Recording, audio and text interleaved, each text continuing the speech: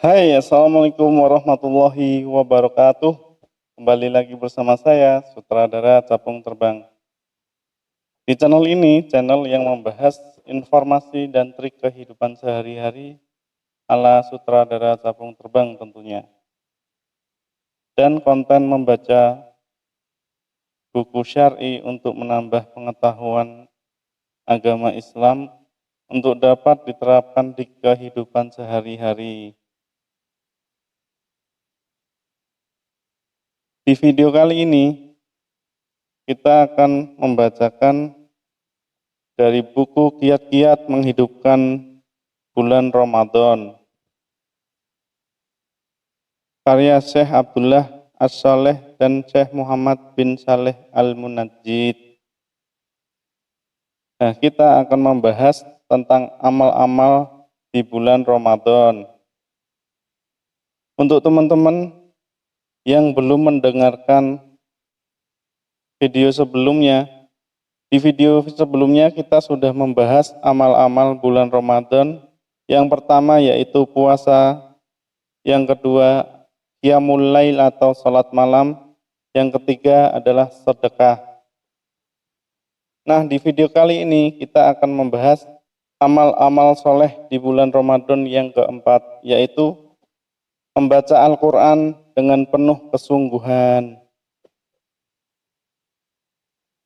Sebelum masuk ke videonya, jangan lupa like, comment, subscribe, serta share video ini agar bermanfaat juga bagi orang lain.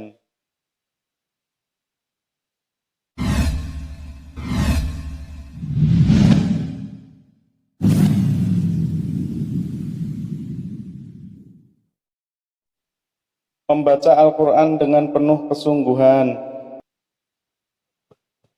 Ada dua perkara yang perlu saya sampaikan kepada saudaraku sekalian berkenaan dengan keadaan salafus soleh di bulan suci ini.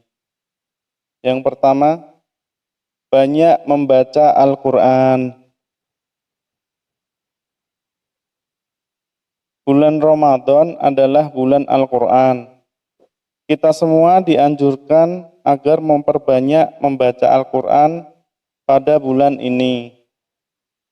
Di antara keadaan salafus soleh adalah selalu menyibukkan diri dengan hal-hal yang berkaitan dengan Al-Quran, mulai dari membaca, mempelajari, dan mentadabburinya. Malaikat Jibril memperdengarkan Al-Quran kepada Rasulullah SAW pada bulan Ramadan. Utsman bin Affan radhiyallahu anhu menghatamkan Al-Quran setiap hari pada bulan Ramadan. Di antara salafus soleh, ada yang menghatamkan Al-Quran dalam sholat tarawih tiap 3 malam sekali. Sebagian lagi setiap 7 malam sekali. Sementara sebagian lainnya menghatamkannya setiap 10 malam sekali.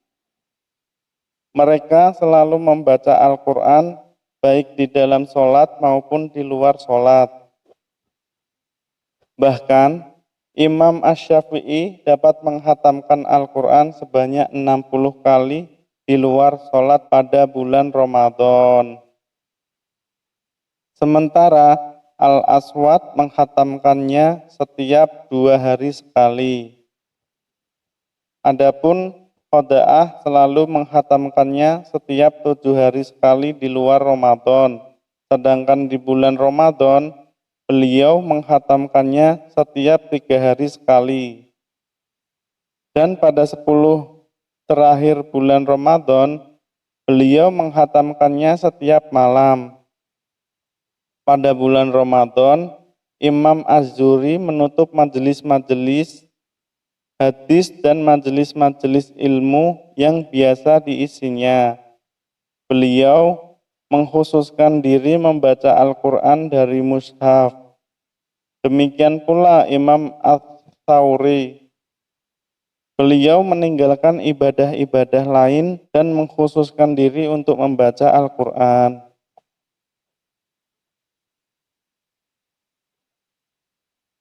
Ibnu Rajab berkata, larangan menghatamkan Al-Quran kurang dari 3 hari tertuju bagi yang membiasakan hal itu. Adapun pada waktu-waktu yang utama seperti bulan Ramadan, terkhusus lagi pada malam-malam yang diperkirakan sebagai malam Lailatul Qadar atau tempat-tempat yang utama seperti Mekah, bagi selain warga Mekah, maka dianjurkan agar memperbanyak membaca Al-Quran supaya mendapat keutamaan pada waktu dan tempat tersebut. Inilah pendapat Imam Ahmad, Ishaq, dan ulama lainnya. Demikianlah yang dapat kita saksikan dari kebiasaan mereka sebagaimana yang telah kita sebutkan tadi. Keadaan salafus soleh yang kedua yaitu menangis tatkala membaca atau mendengar Al-Quran. Mendendangkan Al-Quran layaknya mendendangkan syair tanpa mentadaburinya dan memahaminya bukanlah termasuk petunjuk salafus soleh. Bahkan jiwa mereka bergetar dan sanubari mereka tersentuh begitu mendengarkan untayan kalamullah yang dibacakan. Dalam Sahih Al-Bukhari diriwayatkan dari Abdullah bin Mas'ud radhiyallahu anhu bahwa ia berkata, Rasulullah shallallahu alaihi wasallam bersabda, bacakanlah Al-Quran untukku. Aku berkata, apakah aku membacakannya untukmu, sedangkan ia diturunkan kepadamu? Rasulullah Shallallahu Alaihi Wasallam bersabda, aku senang mendengarkannya dari orang lain. Aku pun membacakan untuknya surat An-Nisa hingga sampai ayat yang berbunyi, maka bagaimanakah halnya orang-orang kafir nanti apabila kami mendatangkan seseorang saksi Rasul dari tiap-tiap umat yang kami mendatangkan kamu Muhammad sebagai saksi atas mereka itu atau sebagai umat. Al-Quran Surat An-Nisa ayat ke-41. Beliau berkata, hasbuka, cukup. Aku menoleh kepada beliau, ternyata kedua mata beliau meneteskan air mata. Imam Al-Baihaqi meriwayatkan sebuah hadis dari Abu Hurairah radhiyallahu anhu. Ia berkata, tatkala turun ayat, maka apakah kalian merasa heran terhadap pemberitaan ini dan kalian menertawakan dan tidak menangis? Al-Quran Surat An-Najm ayat ke-59 sampai ke-60. Ahlu Suffah atau orang-orang yang bermukim di serambi Masjid Nabi Shallallahu Alaihi Wasallam menangis hingga tetesan air mata membasahi pipi mereka. Ketika hal itu didengar oleh Rasulullah Shallallahu Alaihi Wasallam, beliau tersentuh dan ikut menangis bersama mereka. Melihat hal itu, kami pun turut menangis. Kemudian Rasulullah Shallallahu Alaihi Wasallam bersabda, tidak akan masuk neraka orang yang menangis karena takut kepada Allah. Suatu ketika Abdullah bin Mas'ud radhiyallahu anhu membaca surat Al-Mutaffifin, tatkala sampai ayat yang berbunyi, yaitu ketika hari manusia berdiri menghadap Rabb semesta alam. Al-Quran Surat Al-Mutaffifin ayat ke-5. Beliau menangis hingga bersimpuh dan tidak mampu melanjutkan ayat berikutnya. Diriwayatkan dari Muzahim bin Yufar, ia berkata, pada suatu kesempatan Sufyan Ats-Tsauri mengimami kami sholat ketika sampai ayat Iyyaka na'budu wa iyyaka nasta'in. Hanya kepadamulah kami menyembah dan hanya kepadamulah kami memohon pertolongan. Al-Quran Surat Al-Fatihah ayat kelima. Beliau menangis hingga terputus bacaannya, sehingga beliau mengulanginya kembali dari awal.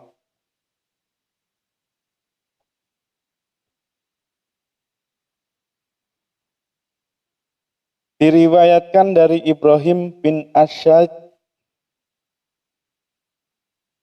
ia berkata, pada suatu malam saya mendengar Fudail tengah membaca surat Muhammad hingga beliau menangis dan mengulang-ulang ayat yang berbunyi, dan sungguh kami benar-benar akan menguji kalian agar kami mengetahui orang-orang yang berjihad dan bersabar di antara kalian, agar kami menyatakan baik buruknya al-ihwah kalian.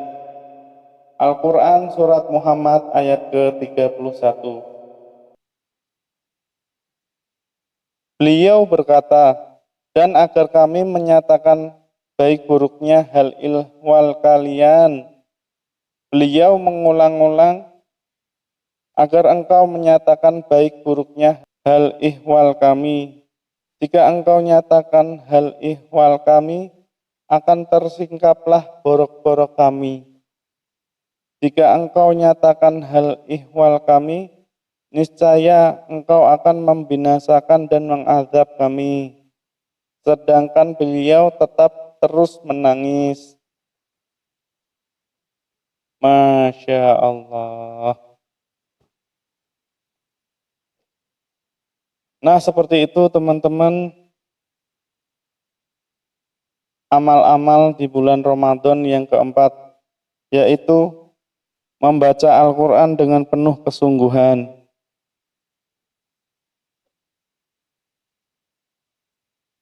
Seperti itu dulu aja teman-teman. Jangan lupa like, komen, subscribe, dan share video ini agar bermanfaat juga untuk orang lain. Jangan lupa dengarkan video sebelumnya, amal-amal soleh di bulan Ramadan, yaitu puasa, qiyamul lail atau salat malam, sedekah. Yang keempat ini tadi, membaca Al-Quran dengan penuh kesungguhan. Cukup sekian. Jika ada kesalahan itu murni dari saya memohon maaf. Jika ada yang benar itu pun dari Allah Subhanahu wa ta'ala. Allah dan Rasulnya terbebas dari kesalahan. Subhanakallahumma wa bihamdika asyhadu an la ilaha illa anta astaghfiruka wa atubu ilaik. Wassalamualaikum warahmatullahi wabarakatuh.